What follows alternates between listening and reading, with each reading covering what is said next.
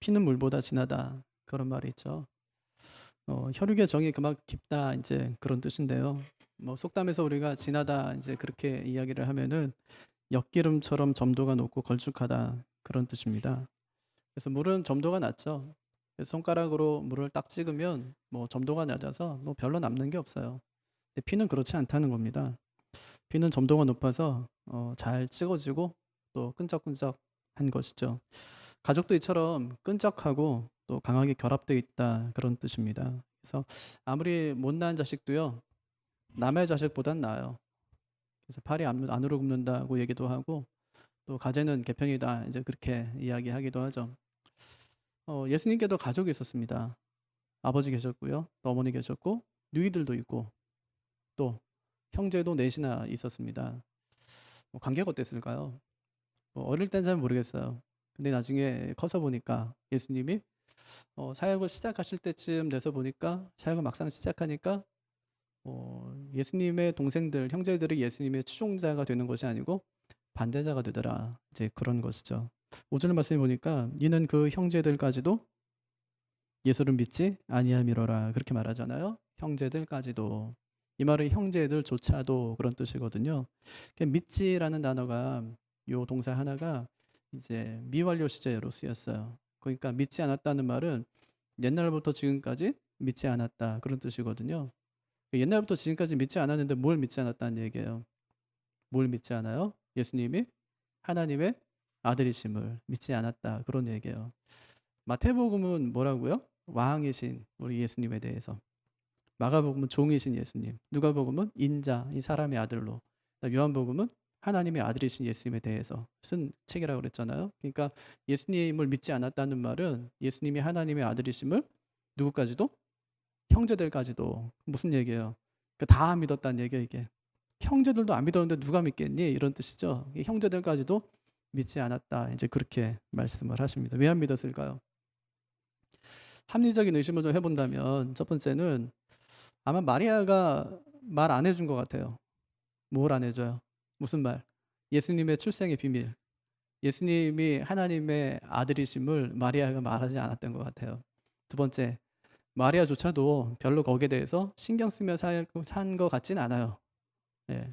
그렇기 때문에 그들이 형제들이 예수님을 하나님의 아들로 믿지 않았다. 이제 그렇게 이야기하는 거죠. 그래서 우리가 가족들에게 사랑받는 것은 쉬워요. 여러분 사랑 받으시죠? 가족들에게 너무 사랑해서 문제 전화 자꾸만 하고 사랑받는 건 쉬운데 뭔 어렵냐면 인정받는 건 참 어려워요. 가족에게 특별히.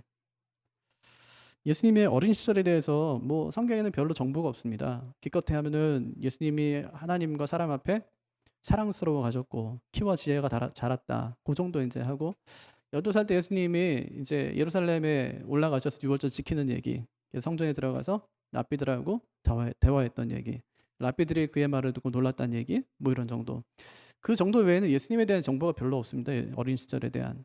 예수님께서 어린 시절에 무슨 병을 고쳤다든지 아니면 큰 기적을 행하셨다든지 이런 얘기가 성경에는 없는 것이죠.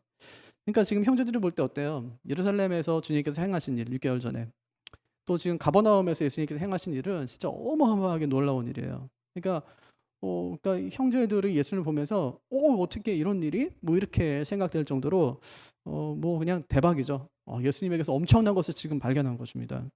그러니까 도대체 어디서 이런 기술을 배워온 걸까? 이런 의심이 좀 들게 되는 거고요. 또 왜 이리 말은 또 잘할까? 또 성경은 또 왜 이렇게 잘할까? 이런 생각을 이제 형제들이 하면서 신기하고 놀라운 상황에 좀 직면하게 된 것입니다. 근데 형제들이 처음부터 그랬냐? 그렇지는 않아요. 마가복음 3장을 보면은 예수님께서 막 기적을 막 베푸시거든요. 막 귀신도 내쫓고 막 병자도 고치고 막 이러니까 사람들이 예수님을 따르기도 했지만 또 예수님의 반대편에 있던 사람들은 예수님을 미쳤다고 그랬어요. 이 형제들이 덩달아서 뭐라고 하냐면 예수님 미쳤다고 하는 거예요. 그러니까 누가 찾아와요? 예수님이 형제들하고 또 어머니까지 데려와가지고 예수님을 집으로 데려가려고 그러죠. 그러니까 집으로 데려가야 되겠다는 거예요. 왜요? 정신없이 막 다니면서 이상한 일을 행하고 다니니까 이 사회를 소동시키는 사람, 미혹하는 사람으로 이제 사회적인 낙인을 시켰기 때문에 예수님을 데려가려고 하는 그런 장면이 나오는 거죠. 근데 이제는 달라요. 어느 순간부터 형의 위상이 굉장히 달라지기 시작한 겁니다. 유대에 있는 사람들이 전부 형에 대해서 알고 또 형을 만나고 싶어하고 또 때로는 형을 유대인의 왕으로 세우자고 하는 사람들까지 생겨지게 됐습니다. 그러니까 자신의 형이 뭐가 됐냐면 이제 동네 아는 형이 아니라 전국구 대형 스타가 된 거예요. 아주 슈퍼스타. 모든 사람이 아는 그런 사람이 된 것입니다. 이렇게 슈퍼스타가 된 예수님이 이 고향인 갈릴리에 돌아와서 이제 기적을 행하는 거잖아요. 오병이어도 행하고 또 칠병이어도 행하고 또 병자들 고쳐주고 그렇게 했습니다. 그랬더니 동네 사람들은 난리가 난 거예요.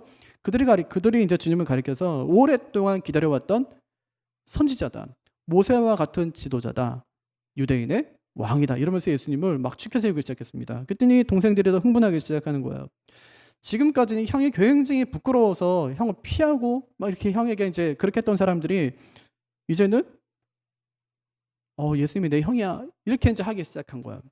자랑거리가 된 것입니다. 한마디로 말하면은. 그래서 형이 더 유명한 사람이 되기를 바라면서 뒤에서 부추기는 거예요. 뭐라고요? 형님, 이 작은 마을에 놀지 말고 어디로 가자는 거예요? 아주 큰 마을로 가자는 거예요. 큰 동네로 예루살렘으로 가자는 겁니다. 원래 이제 남자가 태어나면 사람이 태어나면 어디로 보내요? 서울로 보내고 말이 태어나면 제주도로 보내라는 말이 있잖아요.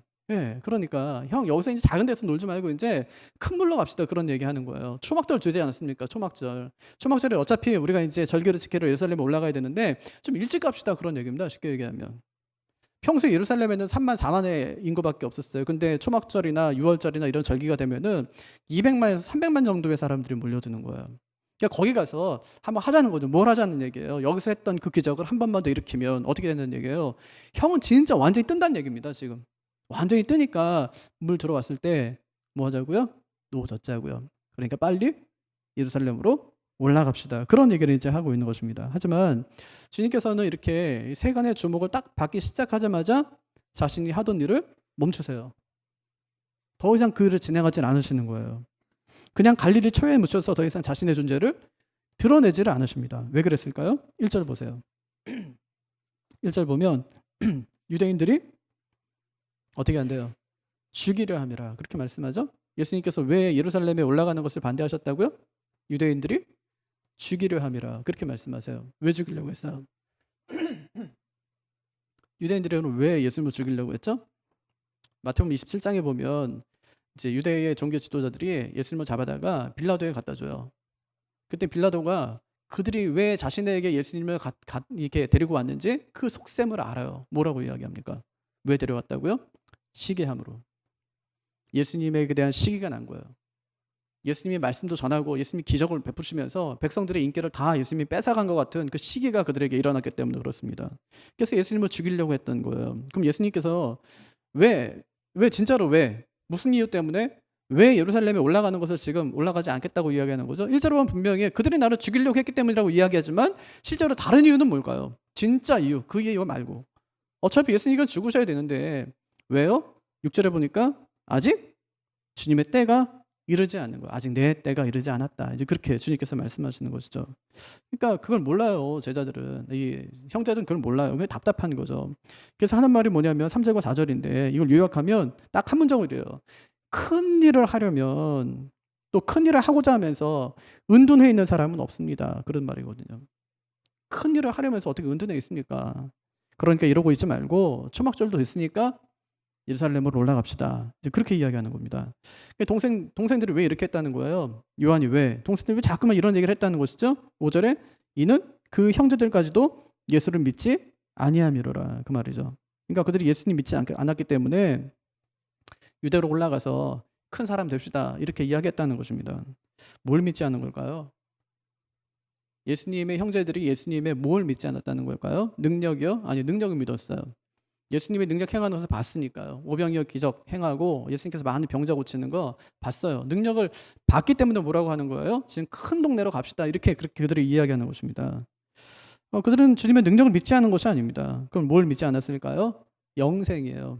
영생을 믿지 않았습니다. 주님이 영생을 주러 오신 하나님의 아들이심을 그가 믿지 않았다는 것입니다. 그래서 하는 말이 예루살렘에 올라가서 유명한 사람이 됩시다. 그렇게 이야기했다는 것이죠. 근데 이 말이 믿음이 없는 이유가 뭐냐면 오병이어 딱 이제 베풀고 나니까 백성들이 주님께 몰려와서 뭐라고 이야기하던가요? 우리의 왕이 되어 주십시오. 그렇게 이야기하죠. 왜 왕이 되어달라고 그러는 거예요? 우리의 필요를 채워 주십시오. 그런 얘기예요. 그럼 왜 예수님의 형제들이 왜 예수님께 예루살렘에 올라가자고 그렇게 이야기했던 것 같으세요? 뭐 때문에? 예수님은 참 찢어지게 가난했어요. 어떻게 알 수 있냐면 6월절에 올라갈 때 비둘기 2마리 잡아가는 거 보니까 알 수 있어요. 진짜 그건 제일 가난한 사람들이 바치는 그 제물이었거든요. 돈 많은 사람들은 소 바치고 막 이래요. 근데 진짜 가난해서 뭐 살 수 없는 사람들, 산에 가서 뭘 잡으면 되는, 비둘기 잡으면 되는 거예요. 그래서 그거라도 갖고 와서 이제 하나님께 드리면 소 잡은 사람하고 내가 똑같이 내가 대해줄게, 그렇게 이제 하나님 말씀하셨어요. 이거 찢어지게 가난하죠. 예수님이 십자가 못 박혀 죽으실 때도 거기 수많은 사람들이 있었을 거 아니에요. 근데 예수님께서 뭐라고 말씀하시냐면 그 어머니에게 여자를 보소서, 아들이니이다 이러면서 요한을 소개시켜줘요. 아니 형제들 많았다니까, 예수님의 형제들. 누이들도 있고 뭐 형제들 넷도 있었어요. 근데 그 형제들에게 말하는 것이 아니라 요한에게 보라 네 어머니다 이렇게 말씀하세요. 소개시켜줘요. 아마 학자들이 그래요. 아마 굉장히 생활이 어려웠나 보다. 어머니를 잘 이렇게 부양할 수 없을 만큼 어려웠나 보다. 그래서 아마 그 제자에게 맡긴 게 아니겠냐. 또 요셉이 없는 거 보니까 일찍 죽었나 보다. 이제 그런 거죠. 예, 그러니까 예수님의 참 이게 생활이 넉넉하지 않았어요. 근데 예수님께서 지금 어떻게 하고 있는 거예요? 엄청난 기적을 베푸는 거예요. 사람들이 인기가 뭐 장난이 아닌 거예요. 대중의 인기는 그냥 아침 안개와도 같잖아요. 지금 이렇게 물 들어왔을 때 노젓지 않으면 금방 사라져버려요. 언제 사라져버릴지 모르기 때문에 지금 예수님 인기가 이만큼 올라갔을 때 여기서 머물지 말고 이게 멈칫하고 있지 말고 같이 올라갑시다. 우리가 뭐 해줄게요? 매니저 해줄게요. 그 얘기는. 한몫 한번 단단히 한번 챙겨봅시다. 그런 얘기죠. 왜요? 당시 성전의 지도자들이 그러고 살았으니까. 사두개인들, 바리새인들이 그러고 살았으니까요. 성전에 바치는 그 재물을 갖다가 자기 소유로 다 착복해 가면서 그렇게 부를 이루는 사람들이기 때문에 예수님께서 만약에 이 판도만 약간만 주님의 생각만 잘하게 되면 우리 가문이 얼마든지 일어날 수 있는 기회가 될 수 있는 겁니다. 슈퍼스타 예수가 탄생하게 되는 그 순간을 맞이할 수 있게 된다는 것이죠. 그래서 주님께서는 그들의 믿음이 잘못되었으며 그들의 행동이 잘못되었으며 지적하시는 거예요. 그러면 결국 주님을 대하는 태도는요, 참 믿음과 상관이 있어요. 믿음이 없는 사람은 주님을 이용해서 자신의 입속을 챙기려고 합니다. 믿음이 있는 사람은요, 주님을 위해서 자기 희생을 하려고 하는 거예요.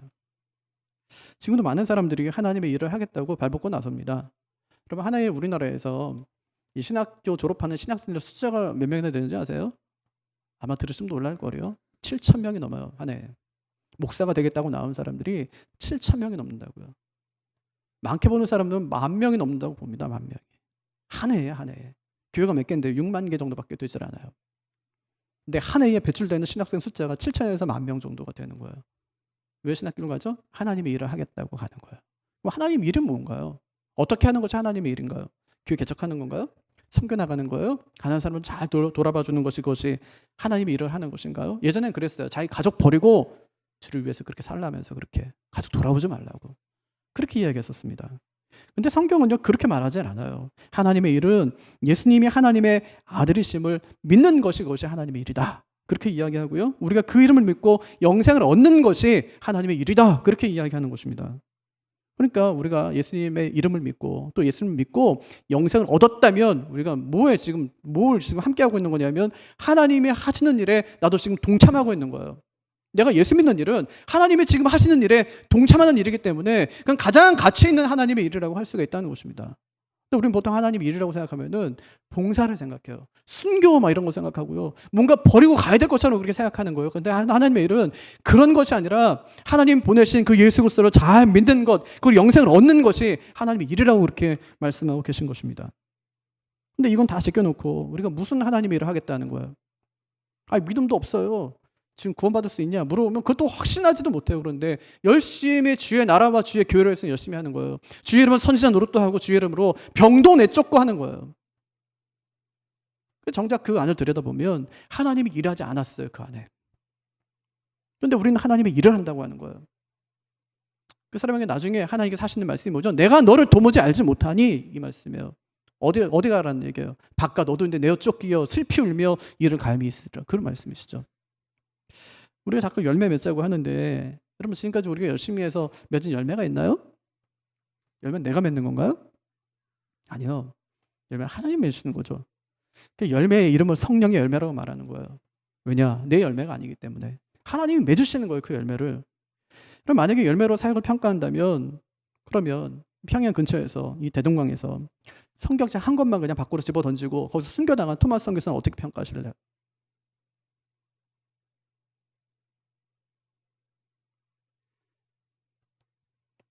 아니 그 에콰도르의 아우카 부족을 향해서 이 청년들이 정말 이 선교에 대한 마음을 열정을 품고 가서 그들에게 복음을 증거하겠다고 진짜 수제들인데 그분들은 가서 비행기에서 내리자마자 그 아우카 부족 사람들이 와가지고 창으로 찔러 죽였어요. 그런 짐 엘리엇은 우리가 어떻게 평가하시겠습니까?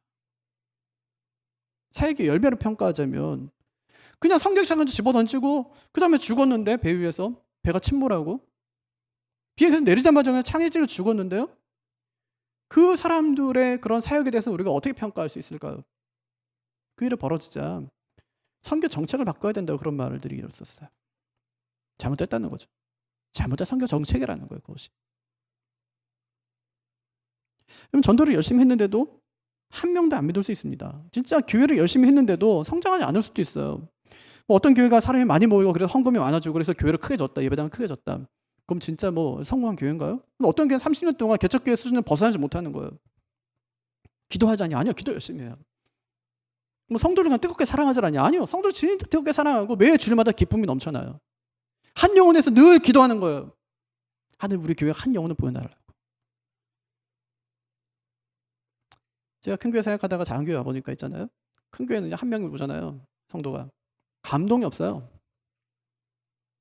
왔다 가도요. 감동이 없어요. 아픔도 없고 또 오니까. 수백 명씩 오니까. 1년에 수백 명씩 오니까. 한 영혼 귀한 줄 몰라요. 교회 개척하는 게 다르던데요. 미치겠던데 아주. 마음이.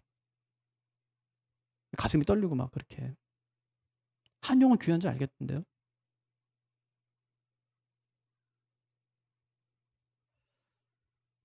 크면 열매 맺은 거고 작으면 열매가 없는 것인가요? 그 목사님 잘했기 때문인가요? 뭐 그 당회가 잘했기 때문이에요? 아니 우리가 열심히 뭐 앞에서 열심히 뭐 봉사를 했기 때문에 뭐 이런 아주 큰 좋은 열매를 맺은 건가요? 그렇지 않다는 것입니다. 하나님의 일은 어떤 수치로 판단할 수 있는 것이 아니라는 것이죠.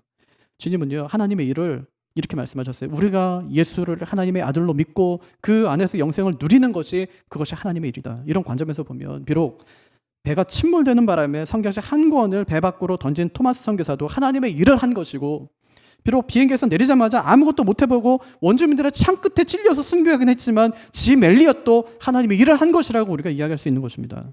만약에 그들이 예수 믿는 일을 하지 못했다면 거기까지 갔겠어요? 안 가죠. 갔겠습니까? 그들이 예수 믿는 일이 얼마나 귀한지를 몰랐다면 그 일을 했겠습니까? 얼마나 귀한지 알았기 때문에 평양에도 가려고 했고 에콰도르에도 가려고 했던 것입니다. 그러니 그들의 인생을 우리가 믿음 외에 다른 어떤 것으로 설명할 수 있겠냐고요. 저 예수 믿는 사람이 그렇다고 생각해요. 미쳤죠? 예수 믿는 사람들은. 미쳤어요. 가지 말라는데 왔잖아요. 아니 찬송하지 말래요. 기도하지 말라고요. 크게 하지 말라는 거예요. 위험하니까. 고위험 시설이라고. 교회가. 오잖아요. 이해가 안 돼요. 너 지난주에 교회 갔었어? 갔었어. 그럼 절로 가. 어떤 젊은 친구들은요. 교회 가면 회사 잘린대요. 그 사실을 알면 교회를 잘린다는 거예요. 근데 교회로 와요. 미쳤죠? 설명이 안 돼요. 어떻게 설명할 수 있죠? 믿음 외에는 설명할 수가 없는 거예요. 우리나라에도 여러 번 소개된 미국의 랜디 알콘이라는 작가가 있습니다. 그가 가족하고요 2달간 이집트로 단기 선교를 간 거예요. 하루는 그곳에 사는 이 현지인이 자기를 데리고 어떤 포도원 한 구석에 있는 묘지로 데려가더래요. 근데 묘비를 보니까 미국의 낙농업의 재벌인 보든가의 상속자인 윌리엄 보든의 묘지였었어요. 그는 21살에 많은 유산을 상속받았지만 전 재산 전부 이 선교단체 전부 이제 그 기부해요.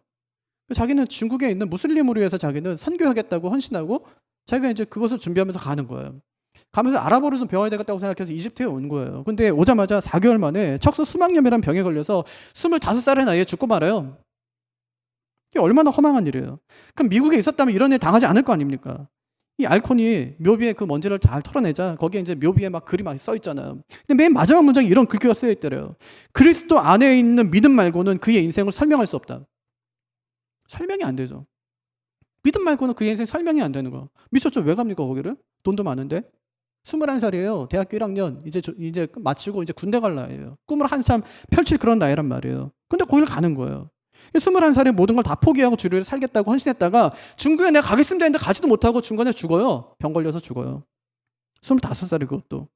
그럼에도 불구하고 우리가 그의 인생에 대해서 괜찮다고 할 수 있는 것은 무엇 때문에 그렇죠? 그의 영생에 대한 믿음 때문에 그렇습니다. 그 예수를 믿었고 그 안에 있는 영생을 수용했기 때문에, 그 예수님 믿고 영생을 얻는 그 하나님의 일을 그가 했기 때문에 그의 인생을 우리가 가치 있다고 귀하다고 우리가 여기는 것입니다. 아무것도 하지 않았지만, 복음 전해본 것도 아니지만, 마치 토마스 선교사처럼, 짐 엘리언처럼, 윌리엄 보든도 마찬가지로 병들어 죽었다니까요.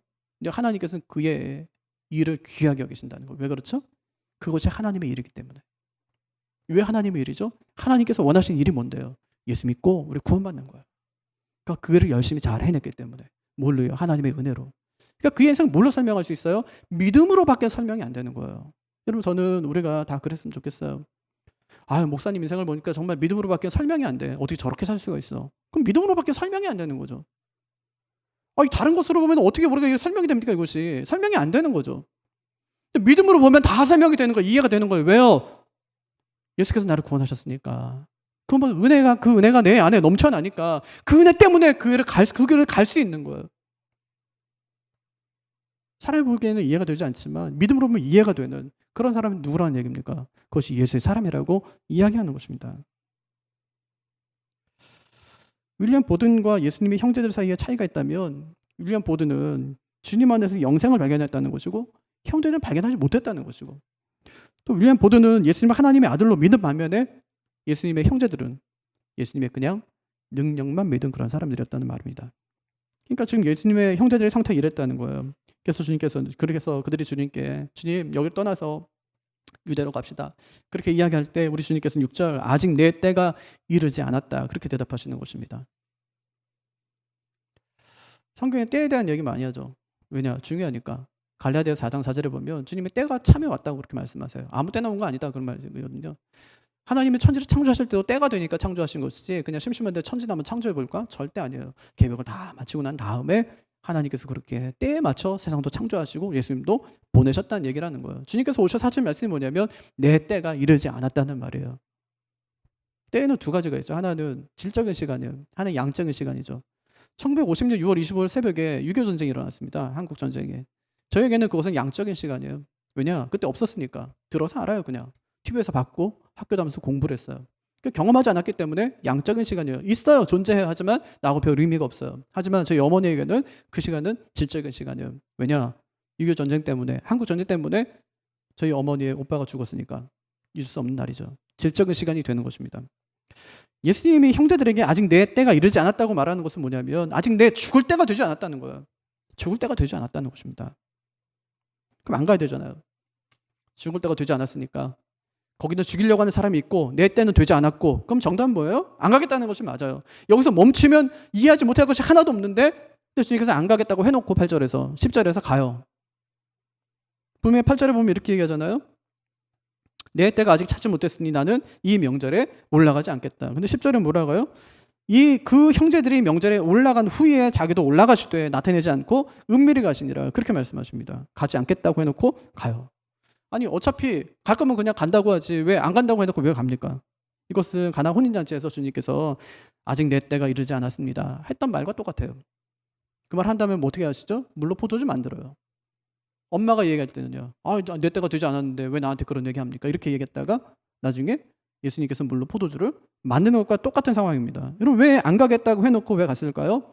학자들마다 다양한 견해가 있는데 어떤 사람은 예수님이 형제들의 불신앙적인 요소를 거부한 것이지 가지 않겠다고 한 것은 아니다.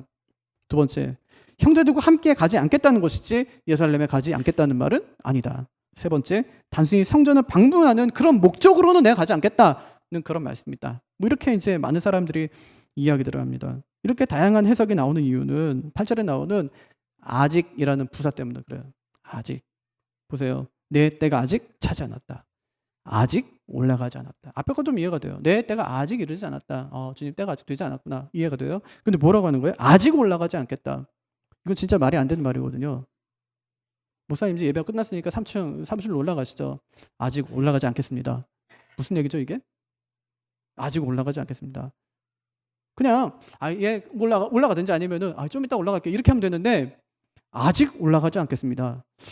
예수님이 무슨 정치인도 아니고요. 정치인들처럼 아주 애매하게 말하는 거 있잖아요. 가겠다는 건지 아니면 안 가겠다는 건지 모르는 그런 말을 하잖아요. 예수님께서 지금 그런 말씀을 하시는 것입니다. 그러니까 어떤 사람들은 그 이유를 이렇게도 설명해요. 왜 예수님께서 그렇게 애매하게 말씀하셨냐. 아마 예수님께서 하나님께 물어보기 위해서 그랬을 거다. 하나님께서 가라고 하면 가려고 아직 올라가지 않겠다 그렇게 말씀하신 걸 거다. 그리고 하나님께서 이틀이 됐는지 3일이 됐는지 모르지만 가라고 하셨기 때문에 예수님께서 올라가셨을 거다. 뒤늦게라도 올라가셨을 것이다. 그렇게 이야기하는 사람들이 있습니다. 저는 일리가 있다고 생각해요. 하지만 본문에 없는 내용이니까. 본문에서 굳이 한번 찾아본다면 10절 끝에 있는 은밀히 가시느니라 찾을 수 있을 것 같아요. 여러분 왜 주님께서 은밀히 가셨을까요? 오늘 말씀에서 한번 찾아보세요. 왜? 주님께서 왜 은밀히 가셨을까요? 1절에 보니까 예루살렘에 가니까 누가 있다는 거예요? 예수님을 죽이려고 하는 사람이 있으니까. 그러니까 은밀히 가셨다. 몰래 가셨다는 얘기죠. 좀 이해가 되는 것 같아요. 또 두 번째, 6절에 보니까 주님의 때가 아직 이르지 않았다는 거예요. 주님이 아직 때가 이르지 않았다는 거죠. 그러니까 여기서 때는 주님의 죽음을 말하죠. 거기는 죽이려고 하는 사람이 있고 주님의 때는 이르지 않았고, 근데 만약에 갔는데 죽인다면 어떻게 되는 거예요? 예수님께서 오늘까지 준비했던 메시아 사역의 종지부가 이상하게 찍히는 거예요. 아직 예수님께서 구약에 말씀하신 모든 예언들을 다 이루셔야 되는데 이루지도 않았는데 만약에 올라갔다가 죽는다면 그럼 메시아 사역이 실패죠.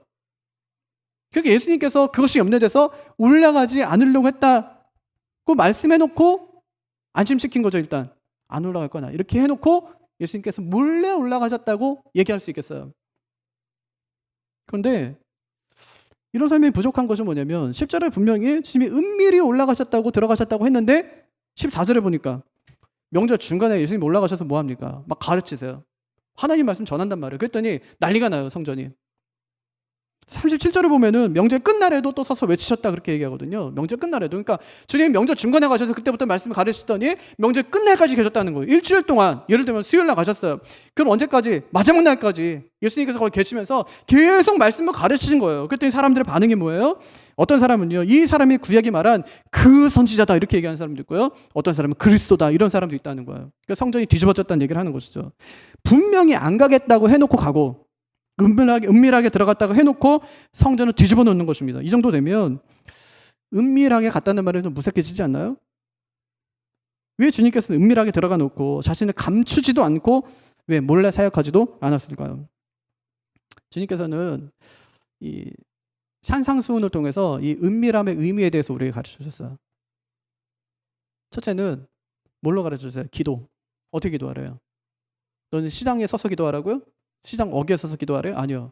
회당 앞에서 기도하라고요? 아니요. 그거 하지 말라요. 어떻게 하래요? 골방에 들어가서. 누구한테? 하나님께.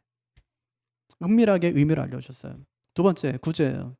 구제할 때 네 오른손이 하는 것을 왼손이 모르게 하라. 그렇게 말씀하시면서 은밀함의 의미에 대해서 말씀해 주셨습니다. 이것이 무엇을 의미할까요? 강조가 다른 사람 못 보게 있는 것일까요? 아니면 하나님이 보시도록 있는 것일까요? 하나님이 보시도록 있는 것이에요. 다른 사람이 못 보게 있는 것이 아닙니다. 그러니까 사람에게 감추는 것이 그것이 핵심이 아니라는 거예요. 사람이 안 보는 데서 기도해, 다른 사람이 모르게 구제해, 이것이 핵심이 아니라는 겁니다. 만약에 여기 핵심이 있다면 그것은 사람이 보면 어떻게 하지 하고 사람을 의식하면서 하는 그 기도기 때문에 그거는 은밀함이 아닌 거예요. 그것이 아니라는 것입니다. 구제하면 사람을 의식하게 되는 것이기 때문에 거기에 그것이 핵심이 있는 것이 아니라는 거예요. 진짜 핵심은 사람이 있든지 없든지 사람이 보든지 말든지 하나님을 의식하면서 하는 데 있는 거예요. 이것이 주님이 은밀하게 가셨다는 말씀의 의미죠. 초막절에 모인 사람들이 예수님 보고 싶어 했대요. 너무 보고 싶어요. 왜 그렇죠? 지난 6월절에 만난 그 예수님이 엄청난 분이었다는 것을 그들이 알았기 때문에. 6월절에 주님께서 올라가셔서 뭐 했어요? 성전 막 어쩌고저쩌고 하고 또 예수님 뭐 하십니까? 베데스다 연못가에 있는 38년 된 병자 고치죠, 그죠? 그럼 난리가 난 거예요, 사람들. 막 뒤집어졌어요. 그 주님을 다시 만나고 싶어 하는 것입니다. 이제 6개월이 지났어요. 가을 추수를 마치고 이제 장막절을 지내려고 왔습니다. 사람들이 그때 만난 주님을 찾기 시작하는 거죠. 11절에 명절 중에 유대인들이 예수를 찾으면서 그가 어디 있느냐 하고 이렇게 말합니다. 예수님은 형제들 말처럼 진짜 아주 큰 물에서 놓일 기회를 지금 맞이한 것입니다. 여기서 한 번만 그냥 더 큰 기적을 일으키거나 아니면 갈릴리에서 있었던 오병이어 기적 같은 거 그거 막 너무 크니까 그러면 2병 2여 아니면 1병 2여도 좋은데 아니 10병 5어도 좋아요. 그러니까 너에게 있는 것이 무엇이냐고 하시면서 거기 있는 사람들은 만약에 먹이셨다면 엄청난 일이 벌어졌겠죠. 그죠? 그럼 동생들이 기대하던 그런 일들이 분명히 일어났을 것입니다. 그럼 유대인의 대세는 주님께 다 넘어오는 거예요. 이미 그들 중에는 예수님께 마음 뺏긴 사람들이 있었다고 말합니다. 12절에 예수에 대하여 무리 중에서 수근거림이 많아 어떤 사람은 좋은 사람이라고 하며 그렇게 얘기하거든요. 물론 예수님에 대해서 미혹하는 자라고 생각하는 사람들이 있었어요. 근데 그건 별 의미가 없어요. 왜냐하면 주님께서 엄청난 기술을 한 방만 딱 터뜨리면 그 사람들 마음이 다 예수님께 쏠릴 것이기 때문에 예수님 마음을 다 얻어버리는 거예요. 그냥 몇 명이 모였다고요? 200만 명, 300만 명. 그들이 자기 마을로 돌아가고 외국으로 나아가면 다시 고향으로 돌아가면 어떤 일이 벌어지는 거죠? 그들이 증거자가 되는 거예요. 누구처럼요? 사마리아 여인, 4장에 나온 사마리아 여인처럼 동네에 들어가서 내가 메시아를 만났다고 외치는 사람들이 생겨지게 되는 거예요. 그 말을 듣고 모든 사람, 많은 사람들이 예수님 믿잖아요. 엄청난 일을 주님께서 지금 앞두고 있는 것입니다. 근데 지금 주님께서 뭐라고 말씀하시는 거예요? 자기 예루살렘에 올라가되 나타내지 않고 은밀히 가시니라 그렇게 말씀하세요. 은밀히. 이것은 사람을 하나도 의식하지 않고 뭐 하러 간다는 얘기예요? 하나님께 예배하러만 갔다고 그렇게 말씀하시는 겁니다. 이것은 주님이 몰래 명절을 지키고 형제들도 몰래 성도들도 모르게 그냥 살짝 예배만 드리고 돌아와야 되겠다고 하는 그런 얘기가 아니에요. 이것은 마치 예수님의 제자들이나 동생들이 기대한 것처럼 주님이 사람들의 인기와 열광에 의지하거나 그것을 추구하려는 마음이 조금도 없이 하나님만 바라보면서 지금 명절을 지키러 그곳에 가셨음을 잘 말씀해 주고 있는 것입니다. 그래서 주님께서는 아직 내 때가 아니라서 가지 않겠다고 말씀해 놓고 은밀하게 가신 거예요. 사람들 때문이 아니라 하나님 때문에 가신 것입니다. 가셔서 사람들의 인기를 구하지 않고 하나님의 말씀을 그래서 전한 거예요. 그것이 은밀하게의 의미라는 것입니다. 예수님은 사람들에게 인정받기 위해서 일하지 않으셨어요. 그렇다고 일부러 사람들에게 인정받는 것을 피하신 것도 아니에요. 주님은 아버지의 뜻을 따라 행하셨습니다. 주님이 형제들과 함께 예루살렘에 오르지 않은 것은 자신은 영광과 권능을 얻기 위해서 예루살렘에 올라가는 것이 아니라 고난과 십자가 죽음을 위해서 예루살렘에 올라가야 된다는 것을 아셨기 때문에 은밀하게 하나님 앞에서 하나님과 함께 그곳에 오르신 것입니다. 그럼 은밀하게 믿으면 하나님께서 은밀하게 갚으세요. 늘 은밀히 보시는 주님, 큰 은혜를 베푸시리. 은밀하게라는 뜻은 아무도 모르게 뭐 살짝 이런 뜻이 아닙니다. 그것은 사람이 아닌 하나님 앞에서, 사람이 아닌 하나님 앞에서. 사람들은 자꾸 알아주기를 바라요. 교회에서 일하는 분들은 목사가 좀 알아줬으면 좋겠죠. 제가 아는 척을 안 하면 서운해하세요. 뭐 저도 알죠. 목사 좀 알아주면 좋잖아요, 그죠? 아니 아무도 없는데, 아무도 사람이 없는데 요즘 같은 때 예배당 와서 막 청소하고 막 이렇게 해요. 근데 혹시 이제 마음에 뭐냐면 그런 마음이 든다면 뭐 목사님이 잠깐 내려왔다가 내가 청소하는 모습 좀 봐줬으면 좋겠네. 그 순간에 은밀한 일이 안 되는 거예요. 은밀하게 오긴 왔는데 목사님이 좀 와서 봐줬으면 좋겠네. 그 순간에 은밀한 일이 안 돼요. 또 어떤 분들은 교회에서 일하면서 자꾸 사람 눈치를 살펴요. 저 사람이 나를 뭐라고 생각할까? 뭐라고 생각할까? 우리가 이렇게 인정에 목말라 있기도 하지만 다른 사람의 눈을 의식하는 이런 두려움 가운데도 빠져 있다는 것입니다. 저 사람 모르게, 저 사람 몰래. 이렇게 하는 것은 은밀한 것이 아닙니다. 사람이 의식되고 사람이 내 마음 한켠에 묵직하게 자리 잡고 있는 한 우리의 신앙은 은밀하게 행하는 신앙이 될 수 없다는 것을 여러분 꼭 기억하시기를 바랍니다. 나를 드러내지 않는 게 신앙이 아니에요. 주님을 드러내는 것이 그것이 신앙입니다. 문제는 나를 감추는 것이 아닙니다. 주님을 드러내는 거예요.